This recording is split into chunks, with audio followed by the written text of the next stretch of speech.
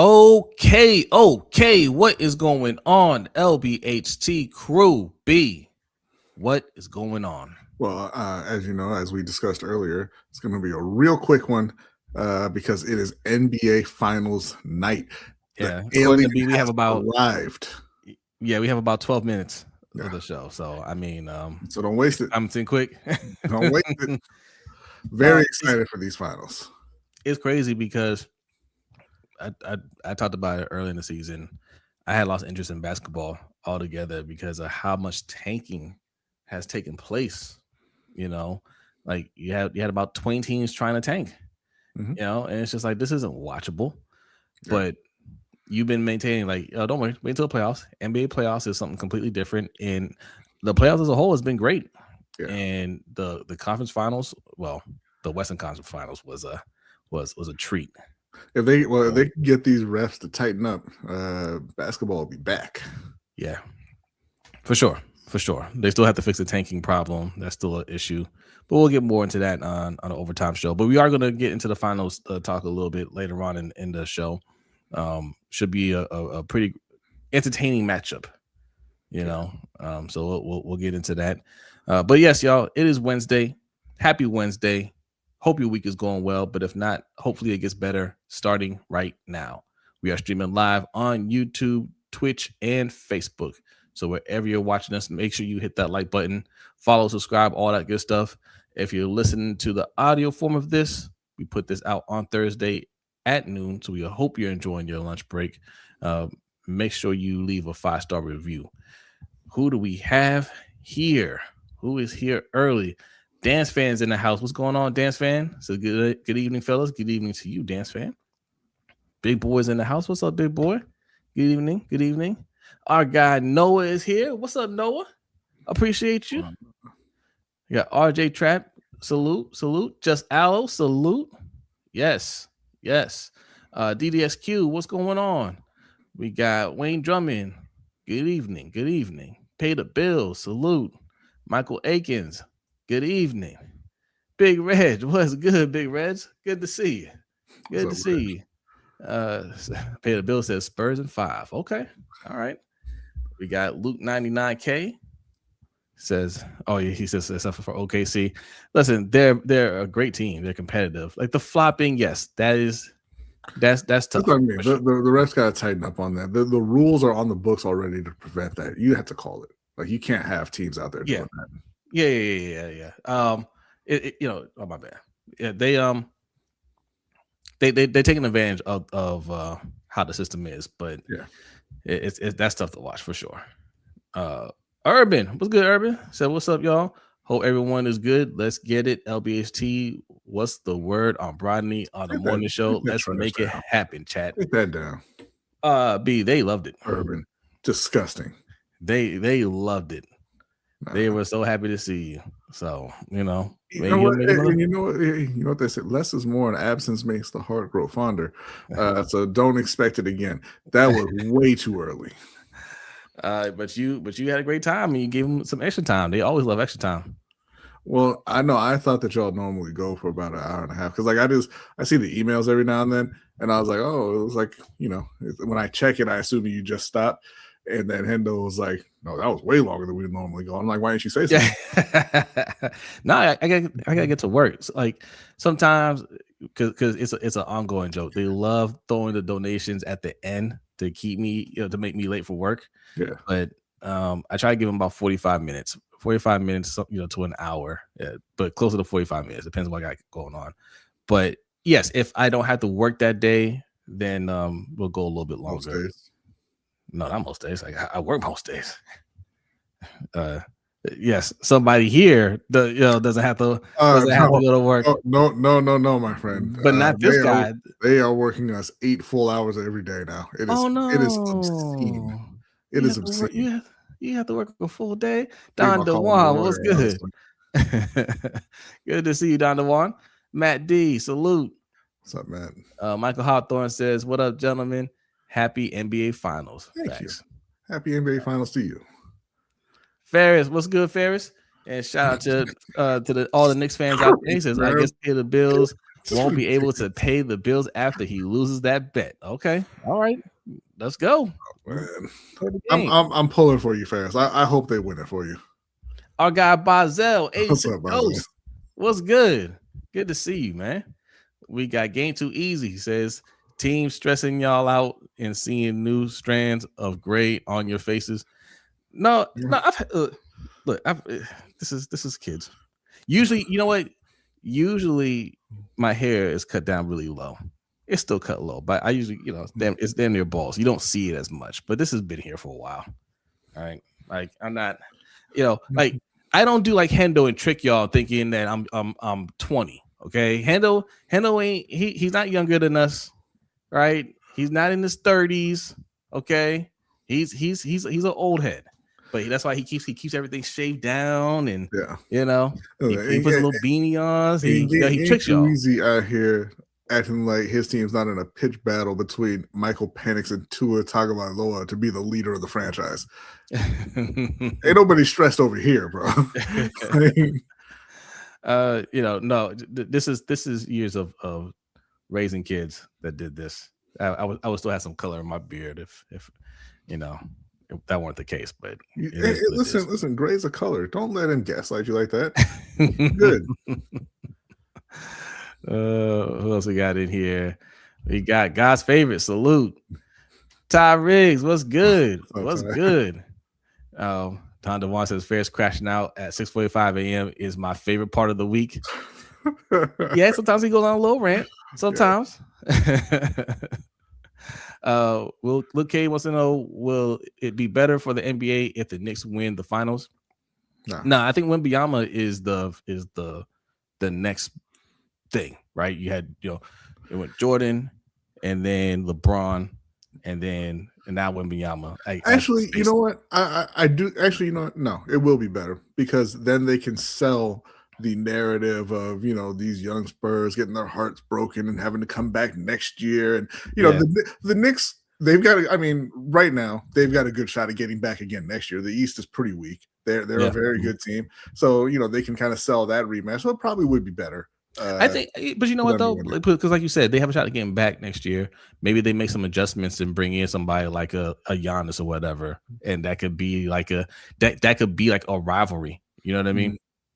So I think the NBA is in good shape either way.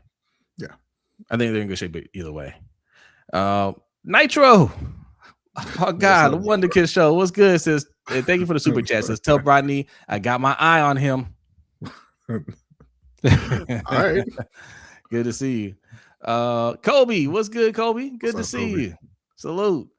Ryan, what is good? He says, hey, LBHT crew. Hey to you, Ryan. Glad you came through. We got glaucoma in the house. Says my gray hair is coming in and I'm 28. That's all right, man. Sorry, yeah. It's just the color. Embrace it. Or don't shave it off. Whatever.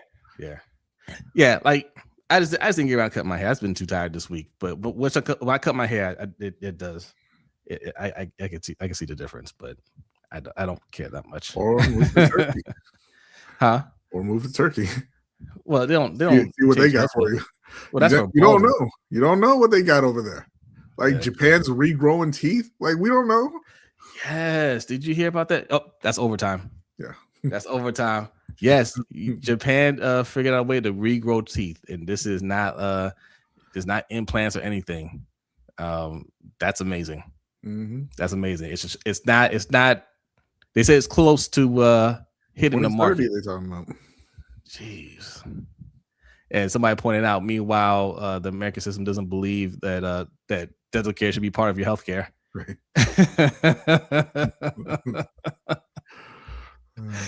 Oh man, that's great for the candy industry, right?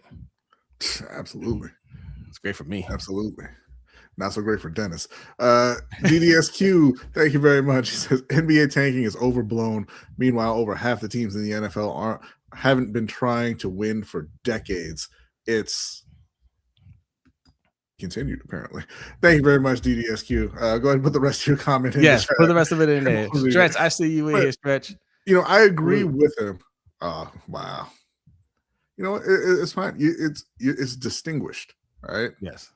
But I agree with DDSQ. It is overblown because one, you're watching for the playoffs. You want to see who's going to win. You don't care about who's losing, right?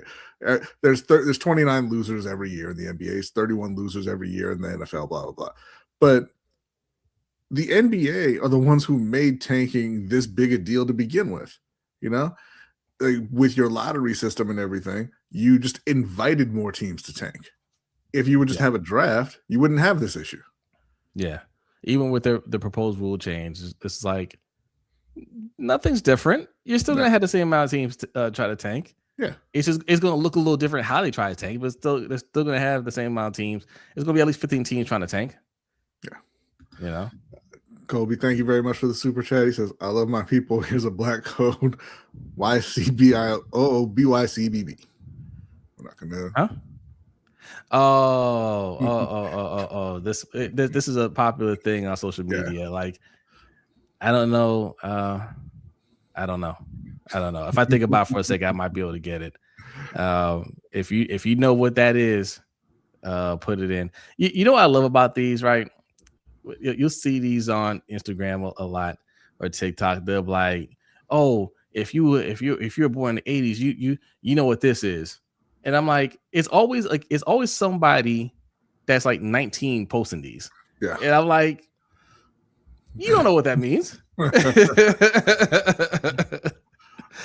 He says abolish the draft in all leagues. Yeah, agree. I'm with that. And the other Stretch. Salute. What's up, Stretch? What's good? Stretch and Stretch. Appreciate y'all coming through. Stu Op, salute. Okay. All right. I've said it a few times, but I'm gonna say it again. I really appreciate that you guys still show up in the off season. This is officially the dead period, right? This is a period where not a whole lot's going on. OTAs are wrapping up, and this is going to be a few weeks where there's not a lot of news. We thought there might be a little news for the Ravens June 1st, right? But they decided, nope, we don't like centers, right? Mm-hmm. So, maybe it's still time. Maybe they still have something that they're working on. Who knows? But there won't be a lot of news going on, but there's still things to talk about. And you guys come in here and you support us, and we really appreciate that. Because even in this offseason, this is we've hit some high numbers. So really appreciate that. Mr. Black Ice, what's good? Thanks for coming through. And yeah, like Nitro says, we make our own news. Facts. And there's the super producer. Adelia says, what's up, everyone? Hope you are well tonight. Yes. All right. We're gonna get started. First of all, look, LBHTShow.com. I'm making all kinds of changes to the website. There's going to be a lot of overhauling of the website over the next few weeks. So go check it out. Sign up for the newsletter. All right. If you haven't been noticing, we've been reading the poll results. You good? Okay. We've been reading the poll results every night or every Wednesday night, right? That comes from the newsletter. The newsletter comes out every Monday at noon. So if you want to be a part of those proceedings, go sign up. All right. All right. We got some stuff to talk about. We got a Tom Brady story. Okay. Tom Brady hates the pores. All right. He thinks you're too lazy. Okay. We got some Ravens and Panthers updates. And we're gonna have some more fun. Okay. All that's coming up. But first, we like to start every show with a Black History fact, and B and Okole have a Black History fact for you.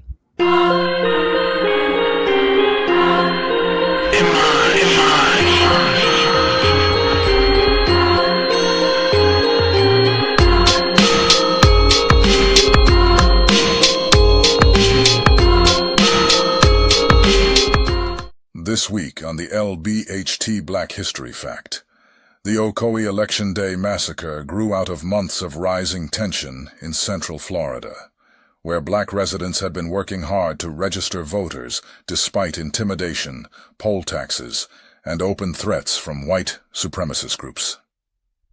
Community leaders like Mose Norman and July Perry encouraged their neighbors to participate in the 1920 election, a moment when black political power was beginning to take shape in the South, for the first time since Reconstruction.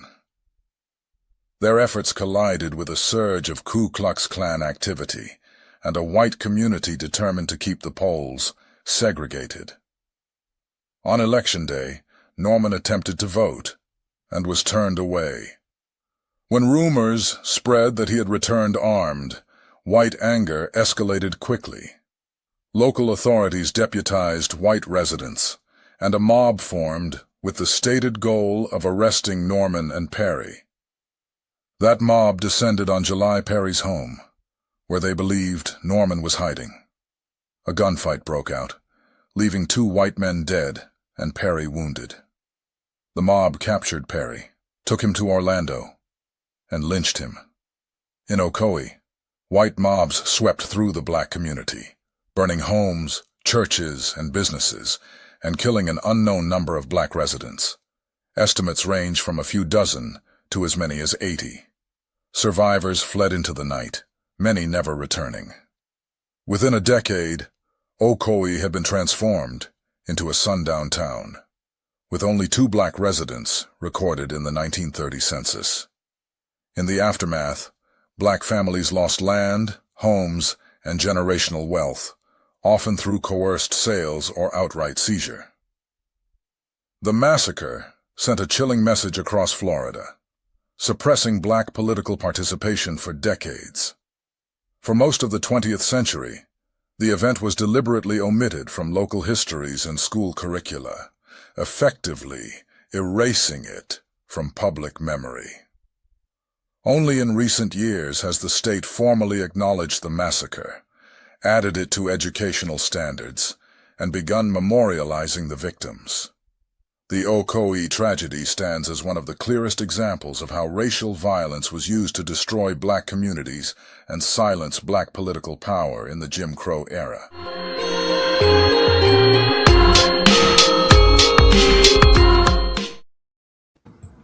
Salute to the Black History Fact. Appreciate that. All right. Where do we want to start, B? I think that we should start, excuse me, with the Panthers OTAs and the sudden reemergence of soon-to-be superstar Jonathan Brooks. Yeah, you know what? I put Jonathan Brooks in the thumbnail, and if you don't know who that is, that's understandable because he hasn't really played at all, has he? He played in parts of 2 games. Actually, it might have only been the 1 game, but he had about 6 or 7 touches in his career so far. So he came from Texas, I believe, right? Mm-hmm. University of Texas, running back. And he was somebody that's drafted in the 2nd round. 2nd round, first running back taken that year. Yeah. And he just been hurt, and he showed a lot of promise. And the Panthers have been doing really well with the run game without him, obviously, right? But they did not bring back Rico Dowdle from last year, and they're saying Jonathan Brooks is healthy, and there's always been that question mark about whether or not, 1, is he going to be 100%, and 2, is he actually going to work out? But I know it's just practice. It's not even full pad yet, and we always say don't get too excited about this time of year, but there's a highlight video of him out there in practice running at full speed. He looks great. They're not hitting or anything, obviously, because they can't catch him. But yeah, he looks like he's moving at a different speed than a lot of the other guys on the field. Like he stands out in the videos, right? And like you said, you gotta wait until they're playing in the preseason. You want to see him do well there, and then obviously in the regular season. But there's a reason he was the first running back taken a couple of years ago. There's a reason they invested a 2nd round pick in him. He had the ability to be a 3-down back and kind of be the foundation of an offense. And hopefully we're finally going to get to see that this season. They're, bringing him along slowly. They're giving him days off as needed and everything, but he looks to be getting close to 100%. And I think he would be a game changer for the Panthers offense if he were able to get out there and stay healthy, and if he's the player that he looks like, and what they thought he would be. Yeah. And Urban says, I thought Brodny was going to say Xavier Leggett. We wish. We wish. You know what? I mean, listen, it's not over for Xavier. Okay. We talk about Xavier a lot. We talk about Xavier's flaws a lot, but Xavier's putting in the work, and Xavier has that same opportunity to go out there and impress the coaches and get himself on the field. The third year is traditionally when wide receivers break out. I mean, we've seen a lot of guys come into the league and be productive before that recently, but like I said, it's not over for him. He's still got every chance in the world. They still believe in him, and he's still got all of the physical attributes that made them move up to pick him in the first place, right? He's still big, strong, fast. So if he can get the concentration down and eliminate some of the drops and get the foot placement and everything on those sideline catches, he can go out there and contribute. Have they said anything about Chris Brazil? You guys, I haven't really heard much about any of the rookies. I haven't heard much about him at all, really. But there's not a whole lot of info coming out. Obviously, they're highlighting specific players here and there. They're talking about Cam Jackson. He's in the second year. They're highlighting Jalen Phillips and how he kind of gets everybody going during practice and all that. But there's just not a lot to take away at this phase, right? Once you get to training camp, you're gonna obviously hear more about how these guys are looking in those practices. But they're all kind of all around the league, just kind of really scrounging around for stories at this point.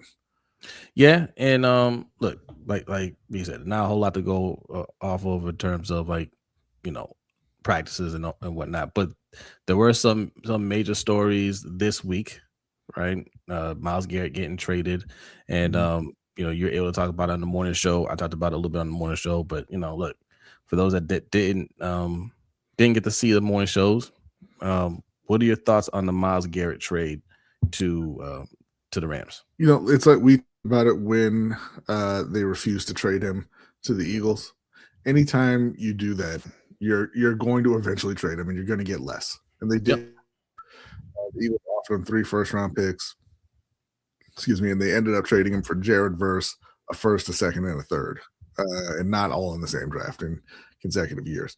Now, that's a good value for Myles Garrett, who's just turned or who's just past 30 now.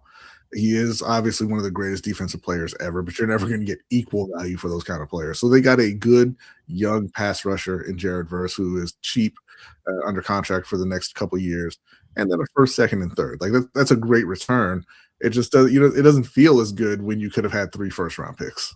I was going to ask that because we talk about the value of draft picks, right? Mm-hmm. Is that the better deal, getting somebody that can play, or getting 3 first-round picks in that potential? Maybe we could potentially get somebody that's good because there'll be lower picks. They will. The answer to that question lies in who your GM is, right? Yeah. Because it's not even just taking players with the picks.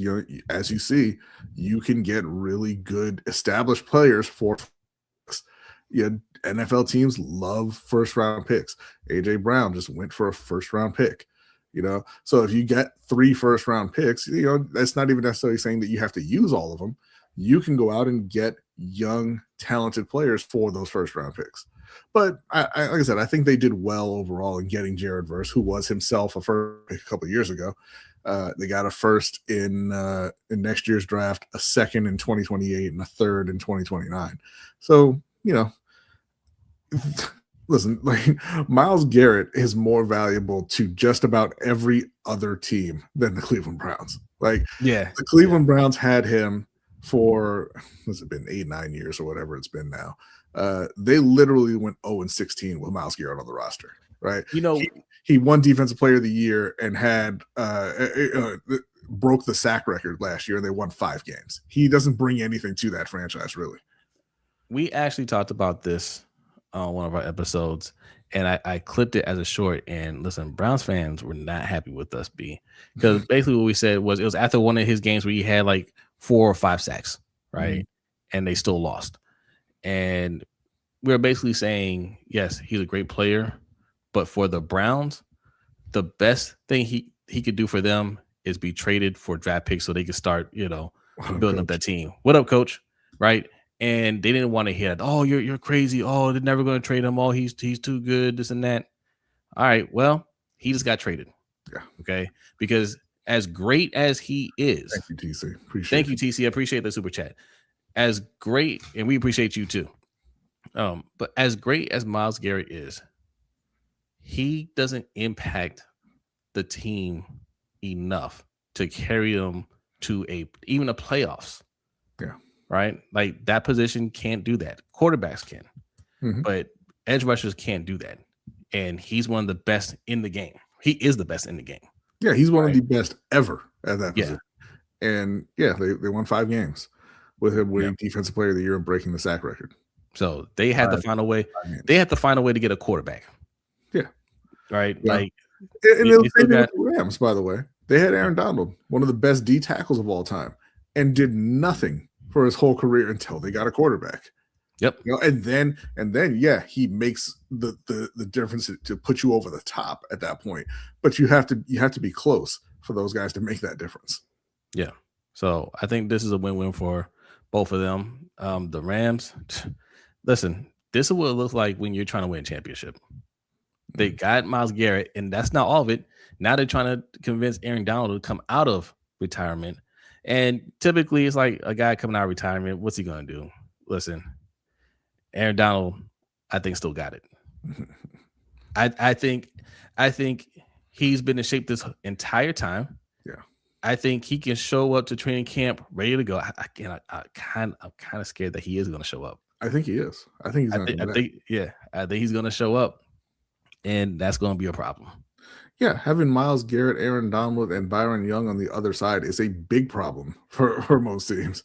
But I'd like to see it. Right now, as somebody pointed out, I think it was ESPN, they pointed out they've got the reigning MVP, the reigning Defensive Player of the Year, last year's receiving yards leader, and last year's receiving touchdowns leader on that roster. You know why? Because like you said, they're trying to win. And they went out and they got a number 1 corner in Trent McDuffie.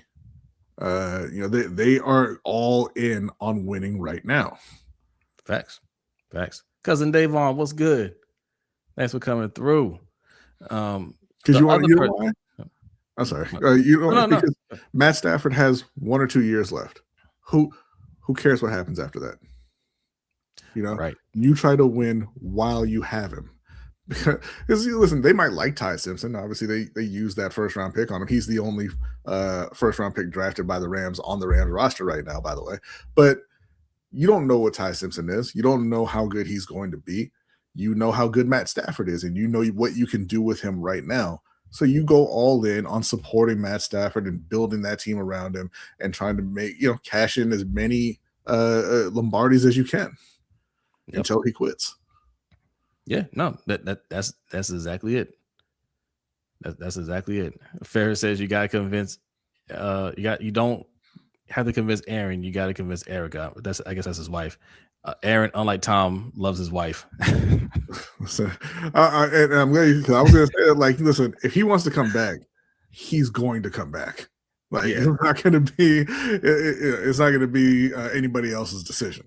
And like Devon says, you know his wife's name? Wild Boy.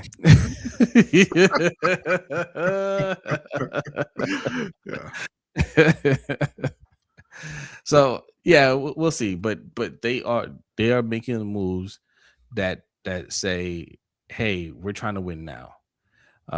Unlike another team that we're getting ready to talk about. But before we talk about that, let's talk about the other trade that happened. AJ Brown to the Patriots. Apologize to Diana Rossini. Okay, she was right about that. But no, man, like a first and a fifth, I think the trade compensation was, and they're another team. They got in 2028 also, so not even this really good draft coming up. So they kind of beat down in the Super Bowl, but they did make it to the Super Bowl, and they're like, we're trying to get back there, and we're not bringing back Stephon Diggs, who played well for us. We're trying to upgrade. That's what a team that's trying to win looks like. I still don't think they're going to win, but That's what you do. You get aggressive and you say, all right, like we're trying to get back there. I just don't see those moves from the Ravens. And again, like for the most part, things have been positive this all season. Me and B have both picked them to win a lot of games, and expectations should be high. But a lot of that is tied to Lamar Jackson, right? It's tied to Lamar Jackson and this new coaching staff, not necessarily the talent around Lamar Jackson. And that's always been a thing that frustrates me. I talked about this on Coach's channel yesterday. The part of the reason why Lamar hasn't gotten a deal done could be, and all we're doing is speculating right now. This isn't, we don't know, but it could be he wants to see what this team actually looks like once the season starts, because you got a front office that always invests in the defense, doesn't invest in the offense at all. I mean, in fact, they divested in the offense this offseason. All they did was subtract, So I think he's like, okay, you're telling me I have a winning team here. You're telling me these guys can play. You're telling me, hey, trust us. All right. Well, then what's the rush in re-signing me right now? We can wait. There's no rush. I'm on a contract. I'm not getting traded. I'm not asking for a trade. We can wait. Since you're not spending money on me, then you don't need to spend any more money. Right? And it's telling with them because we all kind of wanted to see if the philosophy would change once John Harbaugh was gone, and it hasn't really. You were willing to give up 2 first-round picks to get Max Crosby, right? Until you got cold feet and saw the X-ray. But you made that deal. You sent 2 first-round picks for Max Crosby, but you weren't willing to send a first and a fourth for AJ Brown. And what's even more telling than that, because maybe you just didn't want to send that first round pick. You're like, hey, we got to use that on the O-line, blah blah, whatever. Michael Pittman has had a couple 1,000-yard seasons under his belt, and he went for a difference of 16 picks. That's what he got traded for. The Steelers traded their 6th round pick for Michael Pittman and a 7th round pick. They moved down 16 spots in the draft, and they got a new number 2 wide receiver. Why couldn't you do that? Right.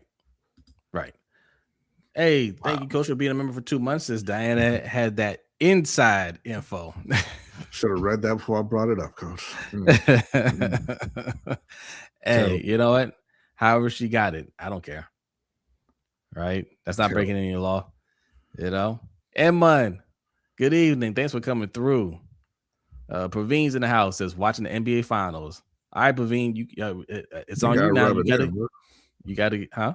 You ain't got to rub it in. No. Look, Praveen gonna be giving live updates. Okay, live score updates. You gotta fill us in. We're gonna get to some NBA Finals talk later on in the show. Rainmaker, what's good? Says Jose, making dinner and just wanted to check in. Hey, appreciate that. What you making? What we eating? Let us know. Flex Zone says re-sign him now. Well, I mean, I'm sure they would love to, but I think Lamar's just like, nope, not yet. Yeah. I mean, again, I don't think they're gonna play the same games with him that they did the first time around. I don't think this is one of those things where he put out a number and they're like, well, let's wait to see how this plays out. They're not gonna do that. You're not gonna do that with a 2-time, should be 3-time league MVP. Because then that just makes you look terrible as an organization, right? So I don't think that's it. I think they are waiting on Lamar to be comfortable. But again, if I'm Lamar at this point, and if I'm Lamar's mother, right, who's his agent, I'm looking at this team. I'm saying, I got destroyed last year, right? This O-line didn't hold up. What did you do to address the O-line? Let's just be real about that. What did you do? You brought in John Simpson. No disrespect to John Simpson. I hope he plays well this year. He's bad.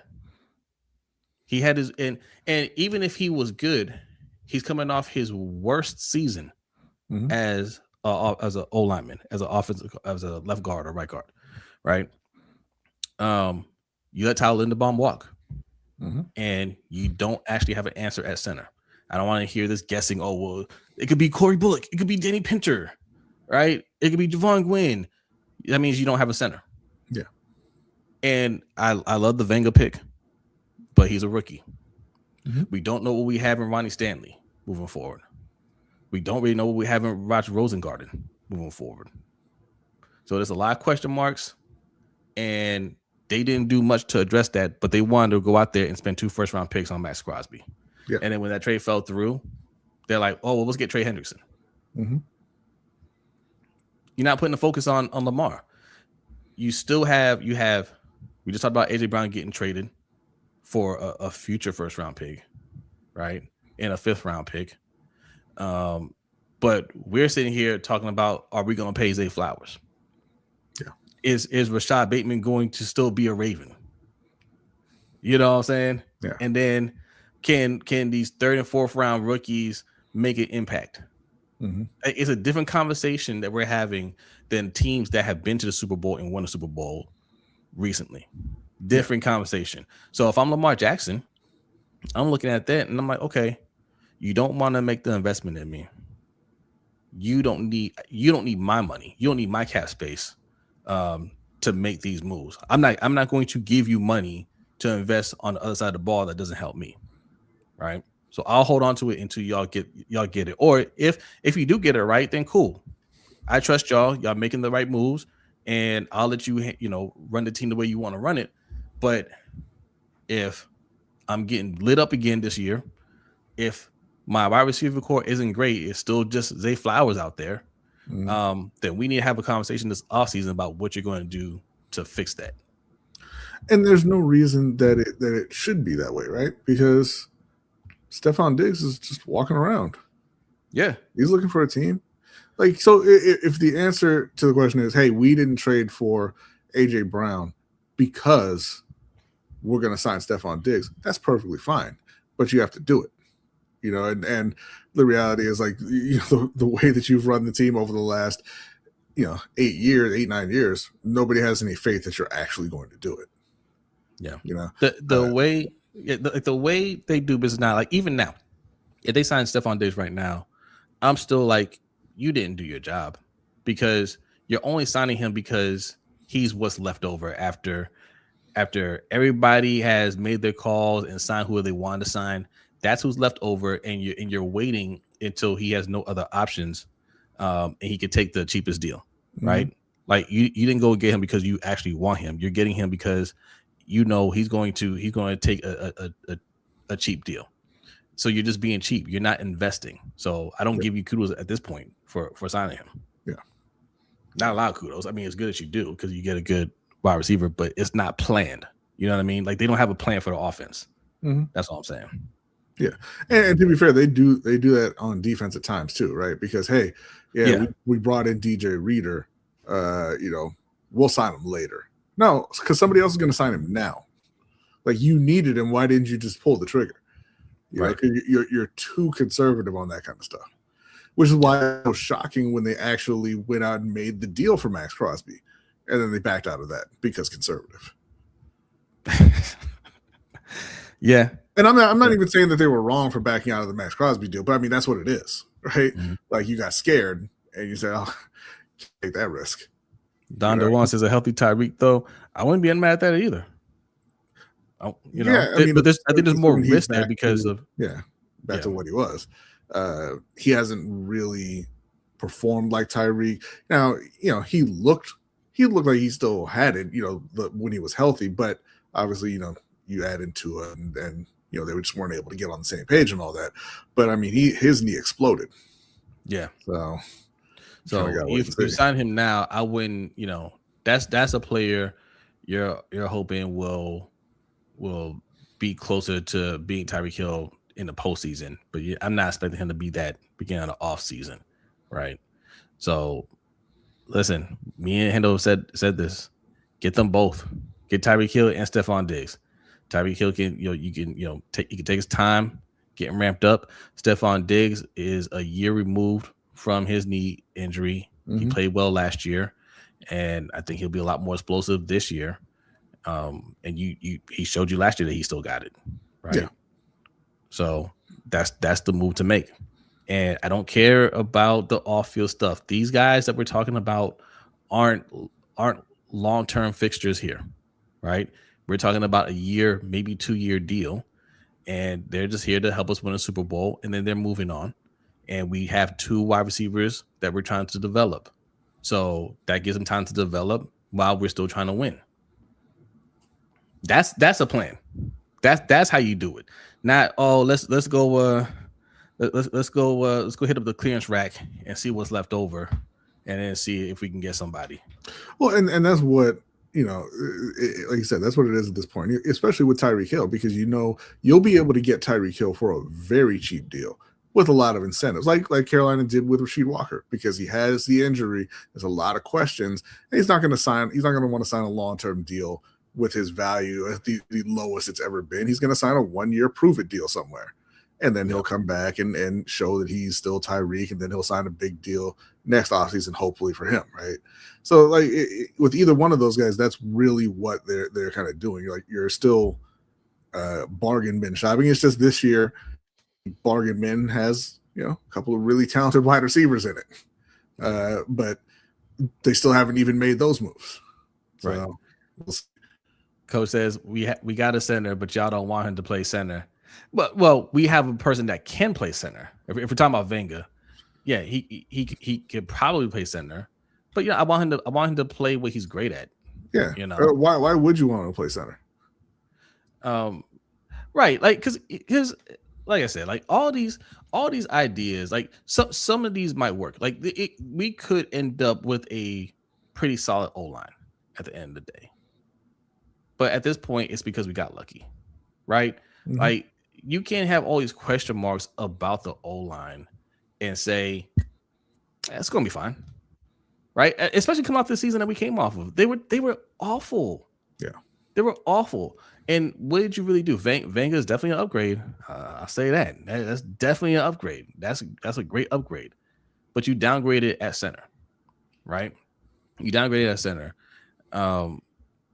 Maybe one of these guys steps up and they're solid, they're good enough, and John Simpson plays a little bit better, and overall it's okay. That's poor planning. That's how are you investing in the offense? How are you investing in your quarterback by just saying, well, this is good enough? I thought we were trying to build a wall around the best quarterback in the league. I thought that's what we're trying to do. Yeah, and coach saying, we have a center, but y'all don't want him. That's like saying, with Micah Parsons, we have a middle linebacker, but you don't want him to play that. No, I want him to play the more valuable position of that. Well, yeah. Like, so yeah, Vegas, he's the guard. If that's what he's best at, that's what he needs to play. And again, it's not on the players to bend over backwards to bail out EDC. He needed to go and find a center, and he didn't really attempt to do that. Yeah, and again, like maybe there's still a trade to be made. He mentioned that's a possibility, and if he does and it works out, man, cool. Like there's just a lot of what ifs right now. There's a lot of this could happen or these players could play well, and for him, because I think his seat is hot too. It has to work out. So he's been gambling a whole lot. He's a degenerate gambler, but he cannot be wrong this time around. The players that he drafted last year need to step up. Malachi Starks needs to step up. Mike Green needs to step up. And if they do, that would be huge. But also this year's draft needs to play well from the jump. We keep talking about Elijah Surratt. We talk about Jacoby Lane. They have to show something now, especially if we're not going to bring in any of the wide receiver. It can't be it's their first year excuse. No excuses. If you're projecting all this greatness on these players, and that's the reason why we're not bringing in other players, there are no excuses coming out the gate. Yeah. So Don Biz, what's good? Says, are we getting Tyreek? I don't know. Probably not. I would doubt. I'd rather have Cheetah than Diggs, but I'd rather have both. Neither one of them is going to command a lot of money. Bring both in. Her Zion blew up the middle. Yeah, I heard a few people. Aeneas Peebles blew up the middle. Zion, they look great. Or it's because we ain't got a center. Yeah. So reports say Zion caused havoc in the middle of the O-line. So either the center or guard got blown up. Simpson, Vega, Jones, who got worked? Very concerning. Vega isn't playing center. They already said he's not going to play center. So it wasn't him. I wouldn't say it's very concerning right now. If that's happening in training camp and and you're seeing that in the preseason games, then it's very concerning. Right now, it's kind of all right, whatever. But if it continues throughout the summer, then it's going to be concerning. Don Biz wants to know why the Panthers supposed to be so good this year. Yeah. I mean, they've been building up the team. I mean, they had to start from scratch. They had to really build that up. But they started. Look, they got Bryce Young, and when Dan Morgan took over, he decided we got a quarterback. Now we have to build from the line out. So the first thing he did was build that O-line, and then start to try to acquire talent from there, right? And then the next year build out the D-line, which he did an excellent job with that as well. And then move outwards that way. So it's been a slow, methodical ride, but they've been competitive, throughout. And it was ugly, but they did win a division last year, and they almost beat the Rams in that first round. And they've acquired even more talent this year. So yes, there are higher expectations for the Panthers. Yeah, they were patient with Bryce. They stuck with Bryce, and he's turned himself around. They went out and they got a number one receiver in Tedoroa McMillan. They have what looks like a number two in Jalen Coker. And then they said, that's still not enough. Let's go get another receiver in Chris Brazzell because we want to surround our young QB with talent. Jonathan Brooks coming back. Hey, chill, Don. He said that question was meant for your co-host. He answering. Chill. But no, like I was saying, the first year they went out there, they signed Robert Hunt, they signed Damian Lewis. They have Taylor Moton already. He's been a long time right tackle. They had Ekwonu. So they were trying to build and solidify the O-line, right? They had a lot of injuries last year, including Ekwonu, which was unfortunate because he was having a good year. But they went out, they drafted Monroe Freeling, they signed Rasheed Walker, they signed a new center in Fortner. They went out, their biggest problem last year was pass rush. They went out and they got Jalen Phillips, the top pass rusher on the market. Their other biggest problem is not having any linebackers. They went out and they signed Devin Lloyd, the top linebacker on the market. So they've put in a lot of work at their needs, right? All the positions of need. They went out and they drafted Hunter in the second round to play next to Derek Brown. So like as I said, they're building the trenches, which is something that Eric DeCosta claims that he understands, but does not demonstrate that he understands. But they're building it that way, and they're putting an emphasis on getting talent around their young quarterback. Yeah. So yeah. That's why there's a lot of optimism in Carolina. And Don Biz thinks Jacoby Lane is ready right now. We'll see. I think he needs. I think he needs some work, but I think Elijah Surratt is more ready than Jacoby Lane is. I think he can come in and produce right away. Jacoby Lane, I think, will need a little more time. But look, man, that's why you play the games. That's why you play the games. It's possible that he comes out there and he balls out. You can only take away so much from OTAs, right? Yeah. We gotta see how he's looking in training camp when things really ramp up. You gotta see, if he plays in the preseason, how he looks in the preseason. You get a better idea there of how he's looking going into the regular season. Of course, regular season is the true test. Yeah, so. Jamar Chase couldn't catch before the start of his rookie year.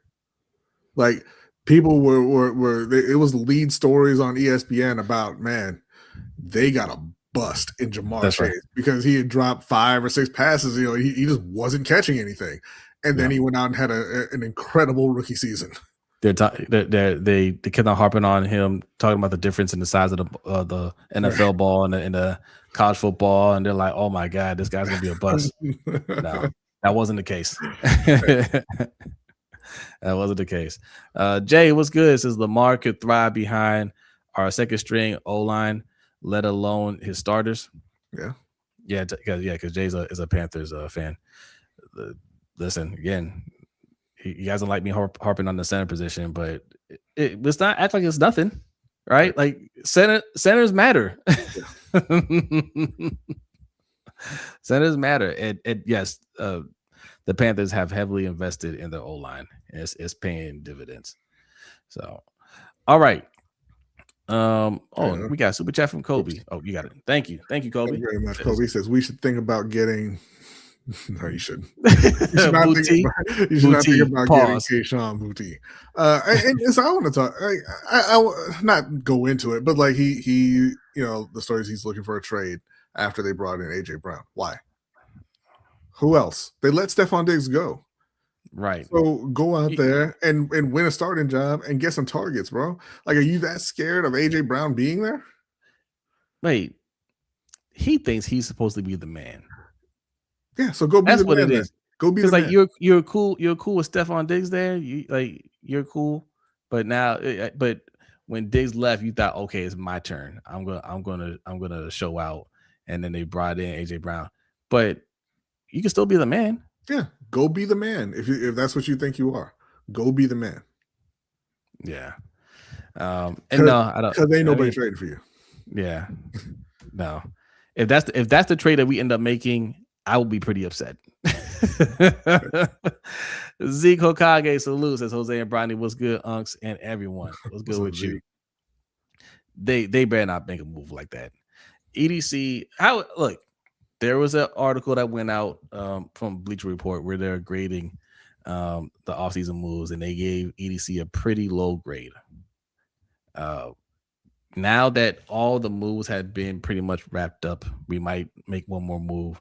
How do you guys feel about it? How do you feel about the offseason as a whole? We're still on a high because Harbaugh is gone and there's already turmoil in New York. Sorry, Ferris. Right? So we're relieved of that. And listen, I really, really like this hire so far. And it's all just talk until they go out there and play. But the players really seem to be buying in to this coaching staff. And I do believe the coaching is going to make a difference for a lot of these players, right? So, yes, the O-line people feel like Dwayne Leffert is going to work his magic and the O-line will be fine. It's possible, right? The defense, obviously, we think is going to be great, right? You have a great defensive coordinator, head coach who was a defensive coordinator, and Jesse Minter. He brought in another really good defensive coach, Anthony Weaver, and it's going to be high energy. It's going to be good communication. It's going to be guys flying to the ball, and they're going to be getting turnovers. I would put money on that. So I'm really excited about that. But even with Declan Doyle, right? I'm hearing these players talk about Declan Doyle like, yo, this guy's a genius. As Zay Flowers said the other day, like, hey, the way he thinks about the game and the way he communicates it. Communication is a big thing amongst these coaches. Yeah. And the way the ideas that they have and the way they explain to the players to make sure the players understand so everybody's on the same page is great. Lamar Jackson, same thing. Lamar Jackson was so giddy about it, he didn't even want to tell anybody what they have in store. He's like, I'm not going to tell y'all, right? I don't want to tell y'all. You got to go out there and see. So they feel confident, and that makes a world of difference. So kudos to EDC for that.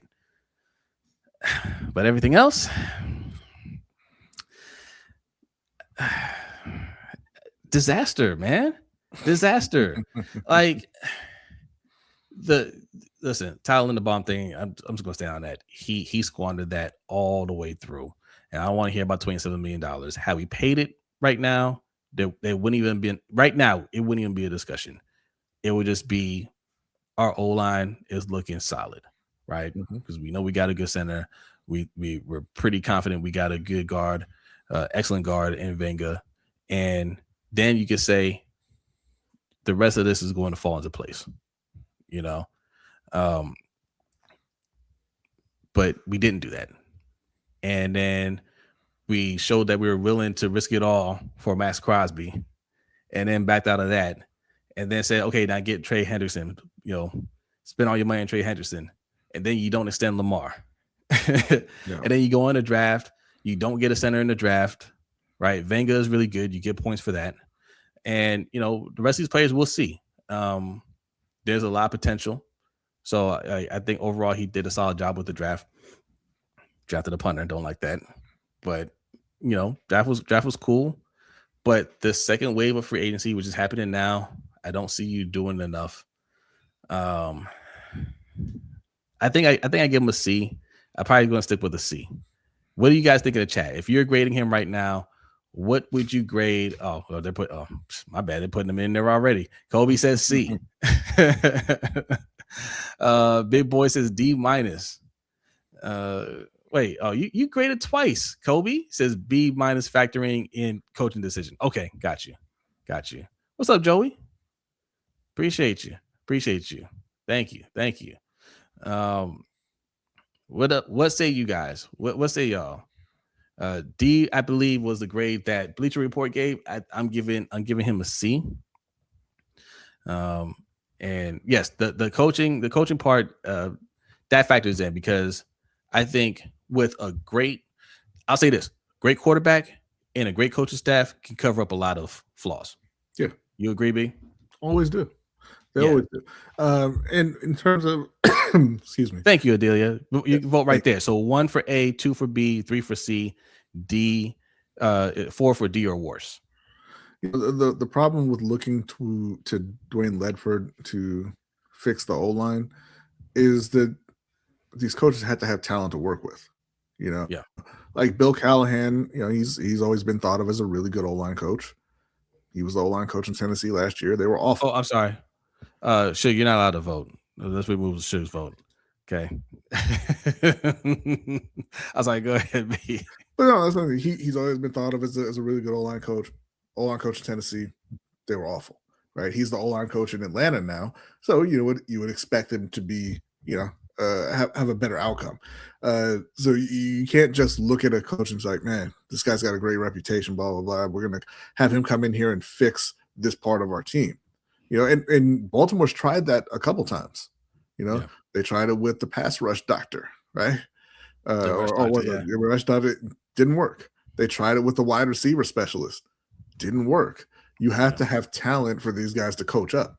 And again, we don't know how these guys are going to play. We don't know what they have in Emory Jones. We don't know what they have in Vega. We think Vega's going to be really good, but he hasn't played yet. Don't know what they really have in Joe Bong-Gwin. He hasn't played.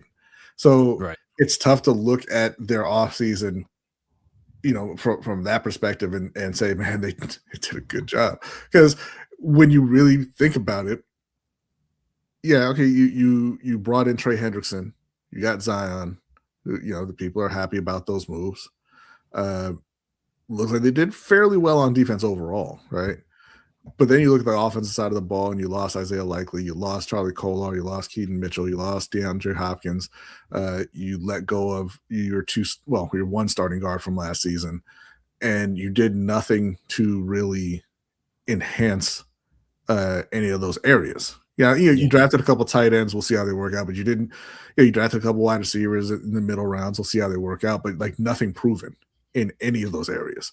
So it's tough, and particularly when you know that the O-line is such an integral part of your offense functioning properly and succeeding. To have that level of just negligence, honestly, is it's tough to get over. Right. So the Vega pick is a great pick, but it was an obvious pick and a necessary pick. You were kind of backed into that. I don't love the Trey Hendrickson signing. I personally think he's on the downside, but also he's not a great run defender. Right. So I was like, all right, whatever. I would prefer for them that they were rolling with Mike Green and Zion Young. They use that money to go and get a Mike Pittman, go and get an AJ Brown, go sign a Stephon Diggs, whatever it is, whatever player it is, to enhance the offense, right? So it's tough to give them more than a C overall, just because of the way they ignored completely the offensive line and any help for Lamar. Yeah. And Corey Hunt says, I don't even remember those tight ends' names. And that's okay. One of them's Hibner. One of them is Cuevas. Cuervo. Yes, Cuevas is what Cuevas, I said. and Coach has deemed him Jose Cuervo. That's right. So I wasn't wrong. It's Josh Cuevas and Matthew Hibner. Hibner, yes, yeah. Matthew Hibner, and that's okay if you don't remember the names. They have to prove themselves. And this is my thing, though, right? Like, this is why I always ask y'all, like, what are your expectations for these draft picks? Because outside the first round, we got a lot of guys. We had a lot of draft picks, and we're saying, oh, they can come in and replace so and so. Well, when? Like this year? Do we? Because that's a lot of pressure for third, fourth, fifth round picks. Even the running back from Clemson, right? Where round he go? Fifth or sixth round? Fifth round. And people talking like he's the next Derrick Henry. You expect that this year? And again, that's the thing I want to point out as well. Like, you had multiple fifth round picks again, and you couldn't trade for Michael Pittman because you wanted to play around and let the owner make a pick. You couldn't trade for Michael Pittman because you wanted to play around and draft a punter. That's why you don't have a proven wide receiver 2 in the prime of his career who's had a couple 1,000-yard seasons already. That's why. Because Adam Randall? No. Right. Kobe, thank you for the super chat. Says, had to send Trey, hey, you up text to save the offseason. Yeah, right. Right. Hey, you still in town? You still in town? Come back to the bank. Come back to the office and let's get this done. Game Too Easy gave EDC an A. Okay. Mm-hmm. All right. Justin Lewis says a B. Okay. All right. They like what he's done. I can't justify A or a B. I can't. Like, it can upgrade itself if these listen. He had a really good draft in 2022, and if Jacoby Lane and Surratt and at least one of these tight ends really go off, and Venga is who we thought he was, and Zion Young is really good. Yeah, man, it could be one of those things where we can go back and look at him and be like, hey, you know what? He knows what he's doing, and he got the right coaching staff, and we can fall back and trust him a little bit more. But he's been the GM for 8 years, going into his 9th season, and he has not earned my trust. Because you say if those guys work out, then yeah, sure. But if Zion Young is, David Ajabo, and Jacoby Lane and Elijah Surratt or Myles Boykin and Kamar Aiken, then it's an entire conversation, right? And like you said, you're putting a lot of expectation on 3rd and 4th round picks. I know Zion is the 2nd round pick, but particularly with those receivers and those tight ends, there's a lot of expectation for guys drafted, in that range. Sometimes those guys come in and perform very well immediately. Not often, not often. That's like, Carolina drafted a wide receiver in the 3rd round in Brazzle. Brazzle Dazzle. But nobody's expecting him to come in and be a starting receiver for Carolina. Nobody's expecting him to come in and be the guy for Carolina. They've got Ted Aroa because they drafted him in the top 10. They've got Jalen Coker, and he was undrafted, but this is his 3rd season coming up where we're saying, okay, now he's going to be the wide receiver too. It wasn't his rookie year.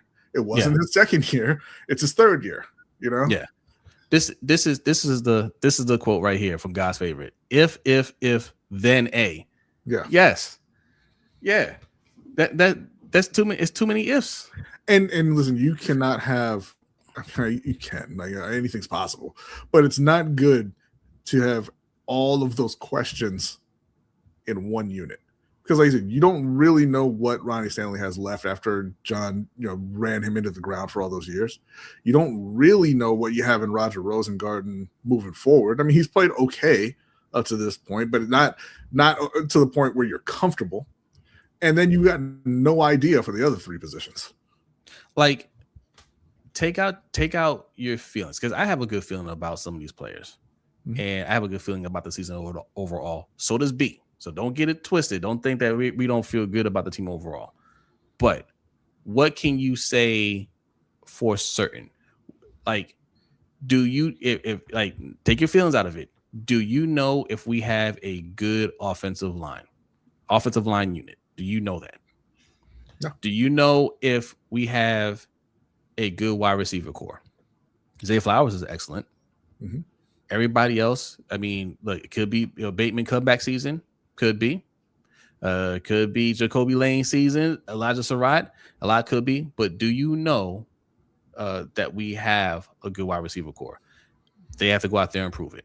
Do you know we have a good tight end unit? We don't even know. We don't even know Mark Andrews is going to have a good season. We don't know. And it's funny because even if you assume that Mark still has something left, you know he's not going to show up in the playoffs. So like it's kind of a wash, right? The thing that you know is that you have one of the best quarterbacks in the league. You have one of the most talented secondaries and one of the most talented defenses in the league overall, especially if Matabike's back. But all the question marks are on that offensive side of the ball, and that's not great. That's all I'm saying. You also have question marks in your offensive coordinator. Yeah, we got defense. We got defensive tackles, but that's the only point we're making. Again, it's not even say that we don't feel like that it's going to work out. We think it is going to work out, but that's not how you plan, right? That's not how you. That's not real team building. That's gambling, and EDC has been gambling and losing since he's been the GM. Yeah, right.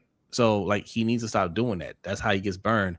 And if the O-line ain't fixed and Lamar has to miss a stretch of games, EDC is cooked.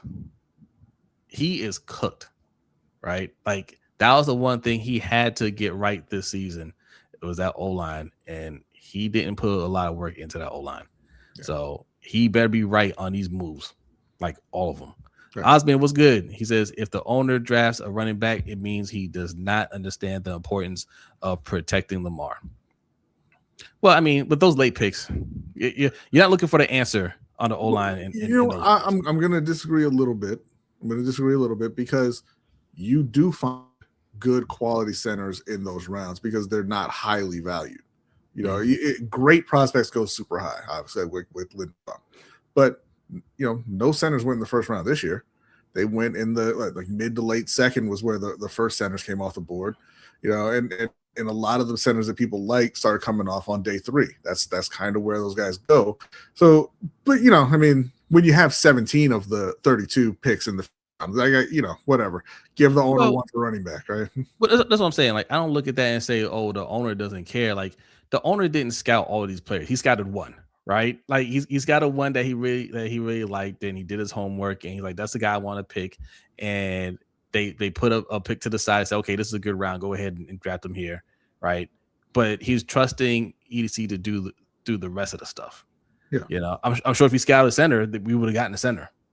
But I feel like he didn't. But you know what, Osman? Now I'm thinking about it, he should have done that. He should have done that just to drive home the point that. You better fix this O-line, right? Like, hey, he should have pivoted. Wow, he was like, "You ain't draft one yet? Okay, who's left?" Right. He should have stressed that. But all right, man, that's why we play the games. But again, like you can feel good about it, and that's fine. God's favorite says still high hopes, but it's still hope. That's it. That's all I'm saying. Still feel good about the team overall. But there's a lot of uncertainty. That's all I'm saying. And the teams that we're going to have to compete against for Super Bowls, teams that have already won Super Bowls or been in Super Bowls, those aren't what ifs. Those aren't, oh, we don't know. Those are, we know what they have. We know what they can do. And the frustrating part, it's going to be frustrating for us, is that their schedule is such that you're not going to get those answers until mid-season, but everybody's going to be in the chat saying you got those answers because we're 7-0. Yeah. That's all right though. It's a journey, and we're gonna have fun, and we're gonna be covering it. Mm-hmm. All right. We'll talk some NBA. Do we have a score update? I don't think they've actually. Oh no, they should have started by now. Let's see. Where's Praveen? Praveen's supposed to give a score update. Reese says D. Reese, you got to do. The poll's has gone down. Yeah, it's gone down.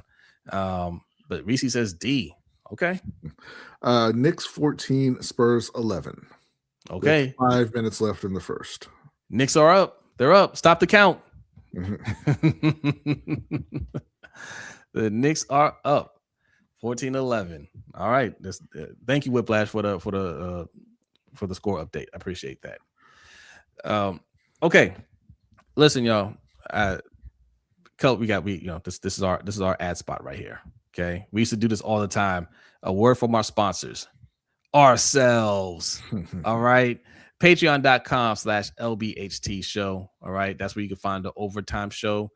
Tonight, we're going to be talking about Steph Curry's new shoe deal. He's got a big shoe deal with China. Okay. We're going to talk about that. We're going to talk about the World Cup, the dirty FIFA organization, and them trying to price gouge. And like I said, I think I know they price gouge in the wrong country. And you can't bring water to the games, apparently. You can't bring water to the game. That's what they're saying now. FIFA's finding out that the United States is not a captive audience. Right? This is not a soccer country, and they're trying to do this extortion in a country that does not care about soccer. And it is biting them in the ass. And so much so that they're being subpoenaed by the New York and New Jersey Attorney General for their records. We're gonna go into that whole thing, but it has been ugly. The road leading up to the World Cup, which is sad because the World Cup, even if you're not a soccer fan, is an event that you must watch. You have to watch it, man. It's an experience. Incredible event. Incredible experience. So we're going to discuss that, and we got some other stories as well. And we're going to talk some video games. This used to be a thing for us. Old Man Gamers used to be a part of our podcast, and we talk video games. We used to talk more about like the industry, like some of the more serious stories, but we're going to talk a little bit about that, but we're going to have a good time on the overtime show. So if you want to be a part of that, patreon.com/LBHTShow for as little as $5 a month, you can be a part of it. Okay. Or be a channel member. You also get access to the overtime show. And also I mentioned earlier, LBHTShow.com. That's where you can sign up for the newsletter. And there's going to be some other features. There's already some other features on there. Like we have a Ravens hub and we got a Panthers hub over there. You can go be part of that and get, whichever team you're a fan of. You can take a look at our most recent videos. And, there's links to other content creators in those communities. So Coach Evans' information is there. We got Hendo, of course. We got Purple Rain Podcast. We got Nitro. There's a link to his channel on there as well. On the Panther side, you got Rashad and Dave from Panthers Nation Podcast. We got our guy Aaron Duncan from Unnecessary Bluntness, Pat Coltrane, like all those guys. So very interactive, and we're going to add some more features on there as well. So go to lbhtshow.com, bookmark it, and check back weekly. All right. Speaking of newsletter, we put a poll in the newsletter every week on Monday at noon. So make sure you're signed up and make sure you vote. This week's poll, we want to know, okay, we did an all-time NFL draft. We want to know which team did the best. Which team do you like the most out of my team, B's team, Hendo's team, and Ferris's team, right? There's a video out there as well where you can see the whole draft process, how we drafted, each team or whatever. And we asked y'all to vote officially in the poll. You guys left comments and you have a lot of opinions, but the official poll is in the newsletter. That's a little way to get y'all to sign up. Okay. And we have the poll results. Adelia, if you will. There it is. Who drafted the best team in our NFL all-time draft? Right here. And the winner is B. As we knew it would be from the moment the draft ended. We knew that's how it was going to go. Easily the best roster out of the four. Completely dominating defense. You're not moving the ball an inch on these guys. And then I've got the best wide receiving core you could possibly build. Oh my God. Let's read the roster. I'm sorry. I'm just stating facts right now. Let's read the roster here. Quarterback Cam Newton, running back LaDainian Tomlinson. You got for tight end Travis Kelce, wide receivers Jerry Rice, Calvin Johnson, Tyreek Hill, O-line, you got Orlando Pace, Larry Allen, DeMonte Dawson, Quentin Nelson, Trent Williams. And then on the defense, you got Myles Garrett. LA Rams, Myles Garrett. Yeah, Myles. Well, we'll say Cleveland Browns, Myles Garrett. So we don't know what he's going to do yet in LA. You got Myles Garrett, Jared Allen. That's pretty good pass rushing. You got Dominican Sue in the middle. Haloli Nada.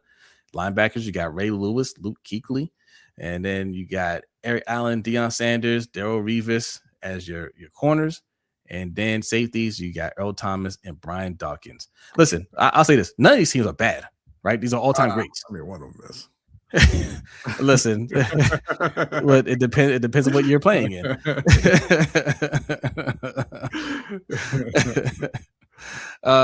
They both got. I'm about to say he got more than Hendo, but they both got the same amount of votes.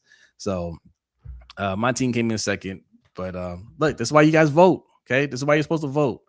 All right, but congratulations to B. Thank you. Somebody mentioned putting our teams through a simulator. I don't know if any simulator. I wanted to do that. Like I wanted to like put them in Madden, have clips of them playing everything, but you can't. They don't have you can't like really create all-time teams, and it would have been just a really, really time-consuming process to try to create all the players and put them in. Madden sucks. If there's a simulator out there that we can do that when we do the NBA draft because they have all those most of those players in the game already. Yeah. And that's the next question. Do you guys want us to do NBA next? Well, I guess it doesn't matter because we're going to do it. Yeah. Your show, all right? Your answer better be yes because we're doing it. We have another one that we're going to do after that too. That's going to be very interesting. We got some ideas, y'all. We got some ideas. All right. The NBA one is going to be very interesting because there are fewer of those top tier players in the NBA. Right, like in the NFL, there's it's 11 on 11, so it all the talent kind of evens out. Right, in the NBA, there's a handful of guys who if you have those guys, no one can match it.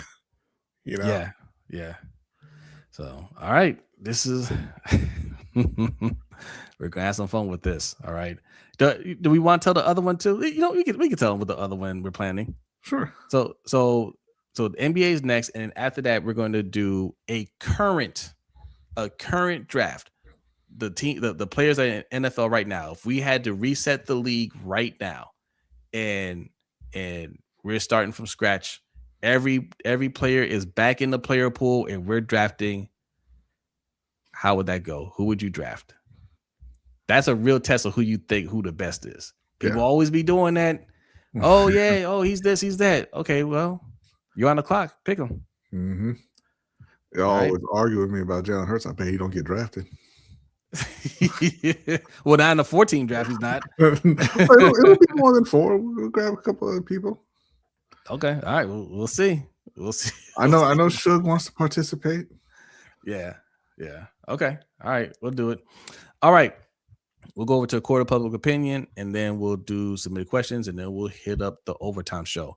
Now, Tom Brady was on, I think it was like the USC network or whatever they had, and he's being interviewed by Daniel Cormier, and he starts talking about practice squad players and how practice squad players don't want it enough, right? They're fat and happy with their salary and no expectations, and when they're called up to the roster to contribute, they can't handle it.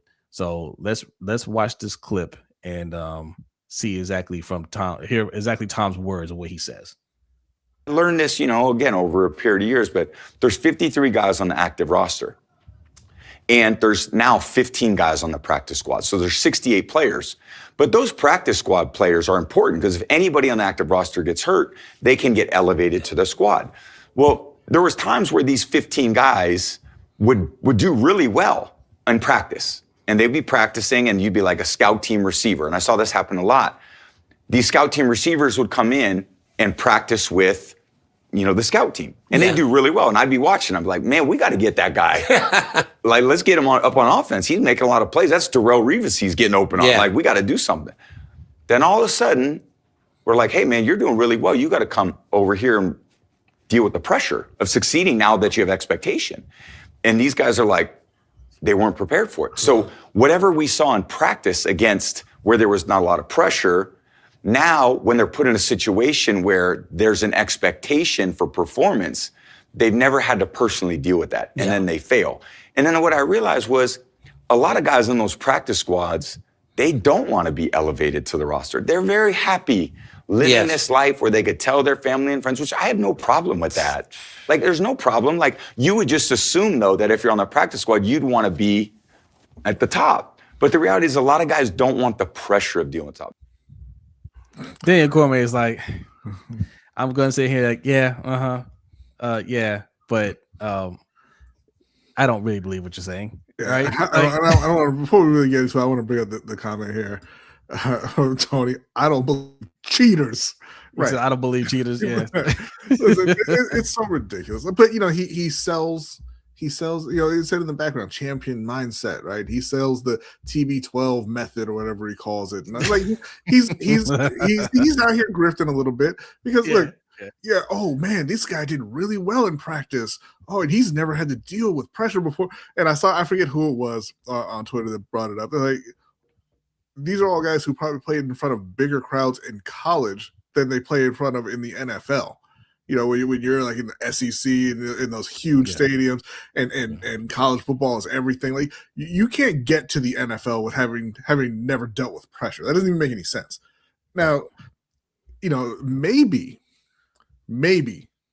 and granted, I wasn't in the NFL for 20 years. Okay. But close, maybe, but not quite 20. Yeah. But maybe those guys are on the practice squad because they're not as good as the active roster guys. And then when you bring them to the active roster, they can't perform as well because they're not as good as those other players. And that's why they're on the practice squad to begin with. And the guys who have the talent do get elevated and stay on the active rosters, right? Maybe also it's not that the guys who are just happy and they don't want to be great.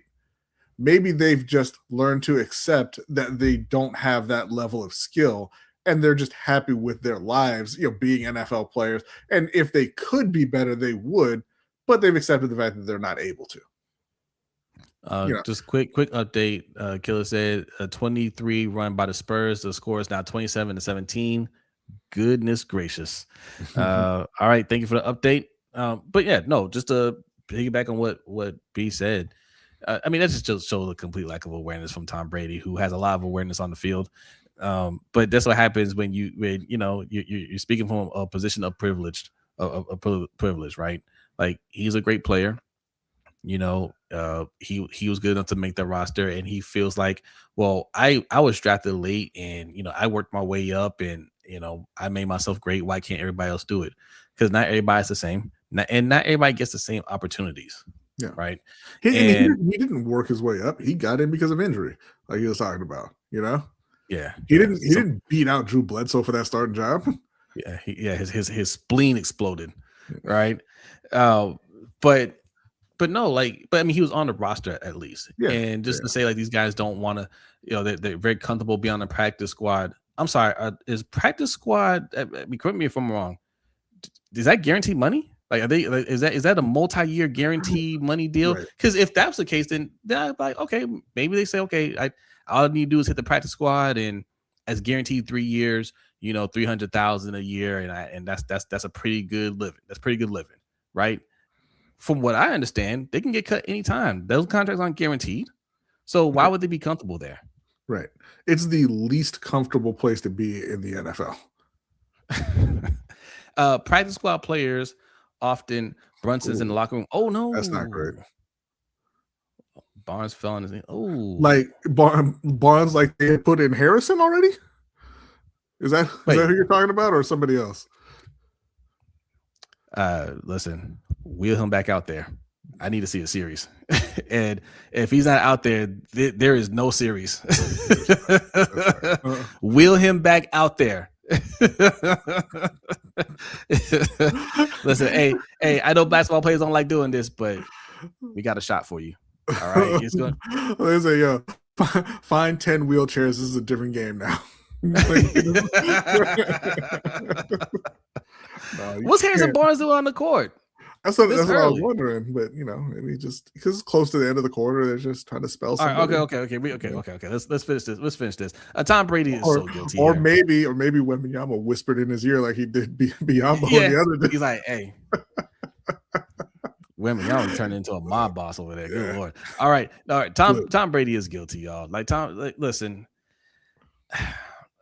I don't want to downplay his experience as he's an all-time NFL great, right? And he obviously played with these guys, and he knows them better than I know them. You and I know them, but that's a ridiculous take.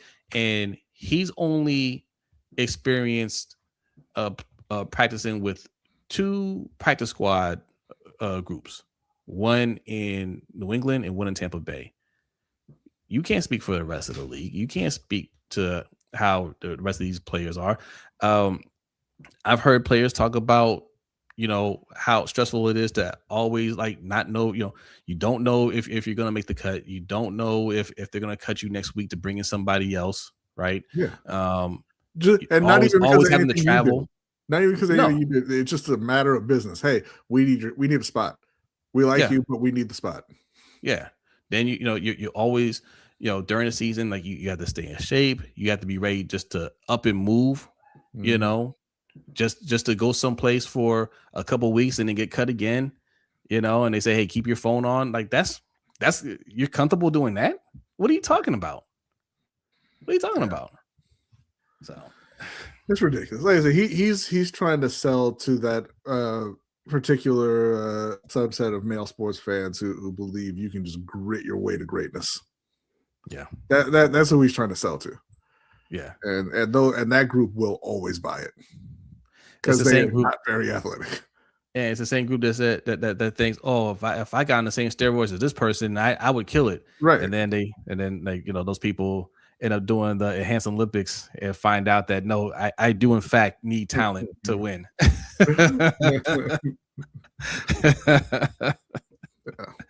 All right, Tom Brady's guilty. That's a ridiculous take, Tom Brady. Pretty disappointing. And Cormier, you could tell he didn't want to be like, that sounds stupid, but he just like, okay, all right. I've never had that one before. That one's new to me. But all right, NBA talk. Let's finals update because y'all put it in the chat. Listen, man, Jalen Brunson is too early to be going out the game. Get back out there. Get back out there. I'm saying that I don't know what the injury is. It could be bad. I hope it's not bad. Hopefully not. End of the first, Spurs up 27-19. All right. So Brunson is 1 for 7 so far, though. So maybe he don't need to be out there. It's tough. Listen, they're on the road. They're playing in San Antonio, right? Yeah. And they've been off for a little bit. But you got to make some Warrior shots. Yeah. The Cavs didn't do them any favors by folding like that. Not really.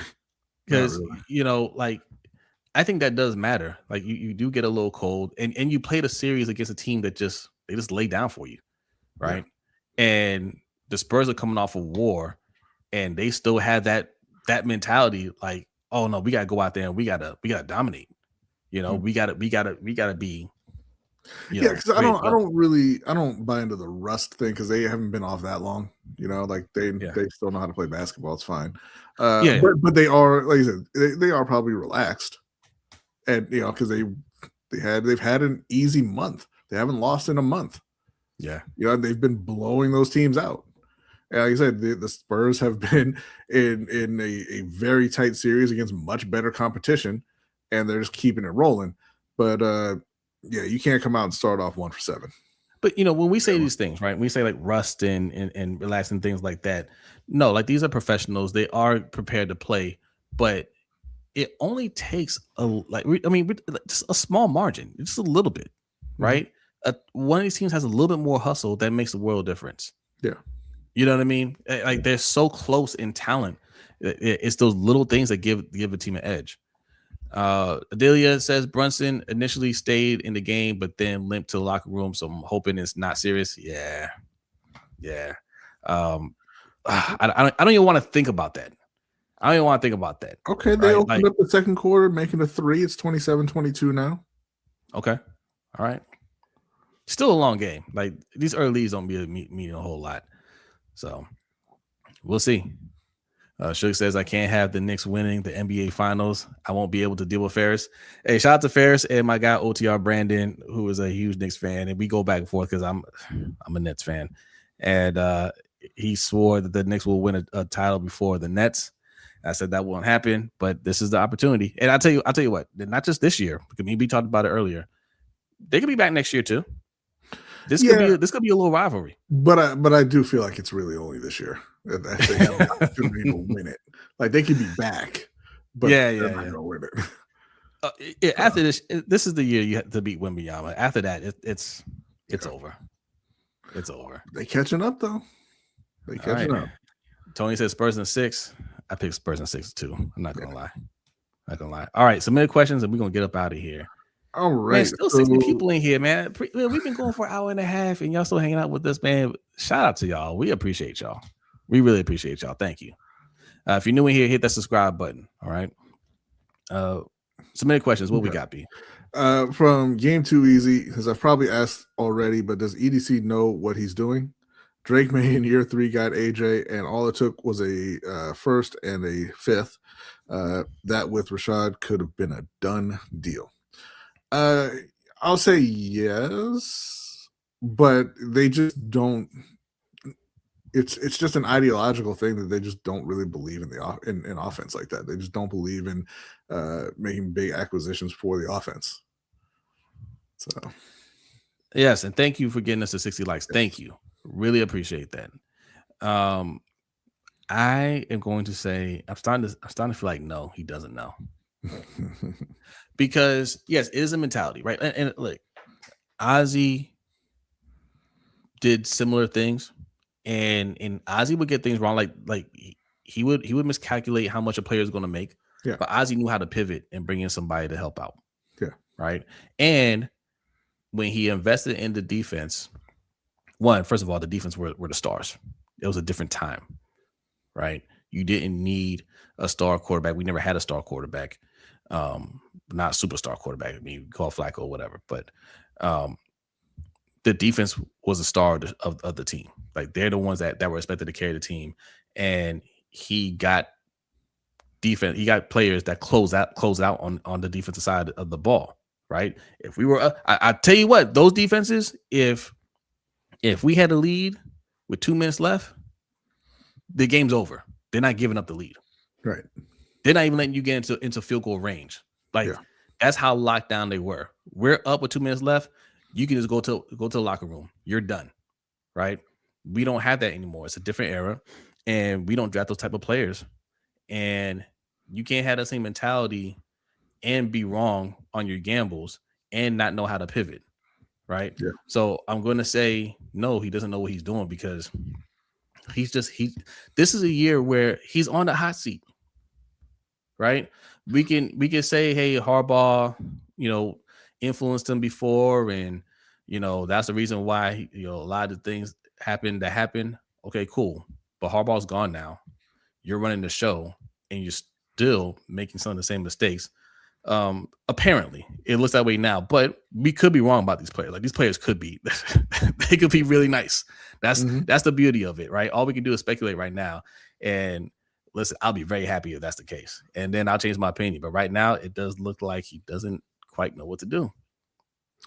Yeah, it looks a little bit like that. This next question is from Suge. And he says, first of all, I don't know that I need to read this part, but whatever. He says, so Brodny doesn't skip my question this week as a paying Patreon member. All right. Mortal Kombat, Master of the Universe, and Street Fighter all come out one after another with positive reviews. That's not true. Street Fighter doesn't come out till October, and Mortal Kombat does not have positive critic reviews. It's got positive fan reviews, but fans are idiots. Anyway, which childhood franchise would you like to be put on the big screen? My choice would be Thundercats or another attempt at G.I. Joe. Yeah. I'm not a fan of like retreads. You know what I mean? Like I just like have some original thoughts. But yes, I would say Thundercats. I really like Thundercats. I don't want another. They've had 20 DI Joes. You had 20 attempts at that. You had 20 attempts at Transformers. Stop it. None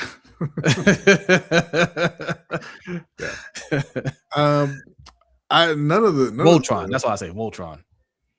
I guess I'm gonna cheat and say, I used to love the X-Men cartoon, so I want an X-Men movie. But like outside of that, none of the like Saturday morning shows. I don't want any of that. If I had to pick something from a long time ago that I want to see revived, and I guess on the big screen is fine, I'll say the BioWare RPG Jade Empire. I'd like to see. That's not really a childhood thing, though. I know, but it was a long time ago, and I'm like, and I don't want a movie either, so it's not really answering this question either way. But if I had to say bring something back, it'll be that. So it looks like the Knicks have caught back up 27-24. So they score thing. Okay, that's why I said it's a game of runs. Like leads this early don't mean anything. No, they don't. And then last from Game Too Easy. B, how many picks will Bryce throw against the Terrell brothers? Not anybody else not you. That's not you. Don't say that. You don't say that. You the only person on here ain't allowed to say that. No game. Not answering your question. You're not allowed to ask that question. We're done. That's it. Cat is schooling Wemby right now. All right, let's see how the rest of that game plays out. But good for Cat because so he has lapses in confidence. Yeah, and Cat is 3 for 7 with 6 points. I was led astray there by Killer's comments. I don't know what you're talking about, that Cat. Is he playing good defense?